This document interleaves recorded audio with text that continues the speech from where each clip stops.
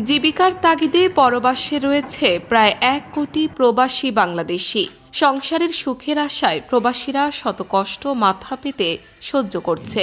নিজের সুখ জলাঞ্জলি দিয়ে প্রতিনিয়ত দূর পরবাসে পাড়ি জমান এসব মানুষেরা। কেউ সুখী হয়, কেউ আবার দুঃখে ভরা জীবন পার করে। এসব গোল্ডেন বয়দের বাংলাদেশ বিমানবন্দর থেকে শুরু করে লাশ দেশে আনতে বিড়ম্বনায় পড়তে হয় বলে অভিযোগ এসেছে। যেমন মালয়েশিয়ান প্রবাসী বিলাল হোসেন, তার অভিযোগ প্রবাস থেকে ফিরে বাংলাদেশে এলে বিমানবন্দর থেকে শুরু করে সব জায়গায় হতে হয় হয়রানি।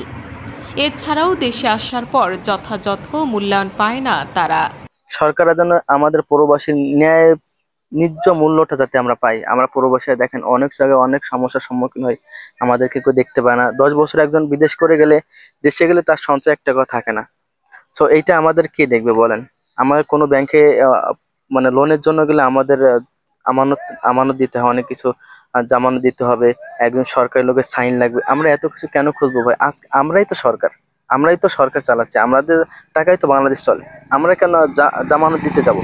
কিন্তু অনেক জায়গায় অনেক সেবা পাই না ভাই। আমাদের প্রবাসে দেখেন, আমি যদি একটা কথা বলি, একজন প্রবাসী 10 বছর বিদেশ করে গেলে, দেশে গেলে তা কিন্তু কিছুই থাকে না। স্বাভাবিক কথা থাকে না কিভাবে?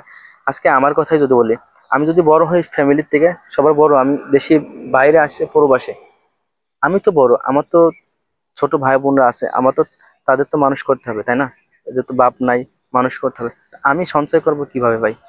এই জিনিসটা আপনাদের মাথায় রাখতে হবে। তো সবার কাছে উদ্দেশ্য রাখবে, আমার সরকারের কাছে একটাই আবেদন থাকবে, অন্ততপক্ষে আমাদের এয়ারপোর্টে এমন একটা করে দেওয়া উচিত, যাতে যে বিভিন্ন দেশের প্রবাসীরা আছে, এই প্রবাসীদেরকে নিয়ে 2-3টা টিম করে যাতে এয়ারপোর্টে প্রবাসীদের সেবার জন্য দেওয়া হয়।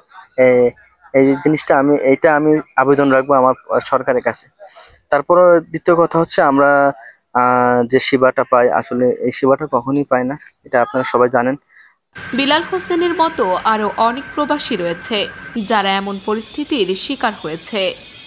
এটা তো অনিবার্য হইতে হয়, এটা তো সকল প্রবাসীর নিত্যদিনের সঙ্গী, এটা তো আর ওইরকম কিছু বলার নাই। তবে যে ধরনের বড় বড় যে সমস্যাগুলো আছে এর ভিতরে, যেমন বর্তমান যে পরিস্থিতি, পাসপোর্টের যে বিষয়টা নিয়ে চলতেছে, এম্বাসির যে সমস্যাটা, কারণ পাসপোর্ট নিয়ে এখন বর্তমানে মালয়েশিয়াতে একটা বড় ধরনের সমস্যা চলতেছে। এই পাসপোর্ট দিয়ে আসছে 6 মাস হয়ে গেছে, 8 মাস হয়ে গেছে, এগুলা টাকা দিয়ে আসছে এজেন্টের কাছে, ওরা ঠিক মতো কাজ করা জমা দিছে, কিন্তু বাংলাদেশ এম্বাসি থেকে বলতেছে যে পাসপোর্ট দেরি হইতেছে না। কেউ আবার এই ডিজিটাল পাসপোর্টের পরিবর্তে এখন আবার ই পাসপোর্টের জন্য আবেদন করতে গেলে নানান সমস্যা, অনেক ঝামেলার সম্মুখীন হইতেছে।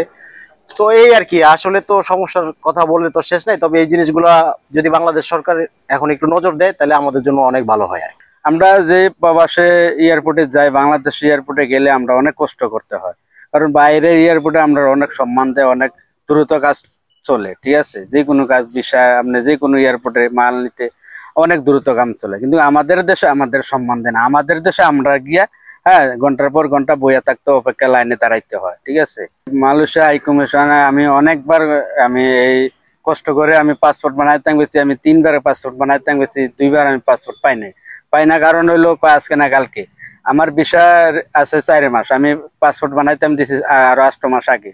তারপরেও যে বলে যে এই সমস্যা, আমি পাসপোর্টের লেগে ভিসা লাগাইতে পারি না 2বার ভাই, বুঝছেন?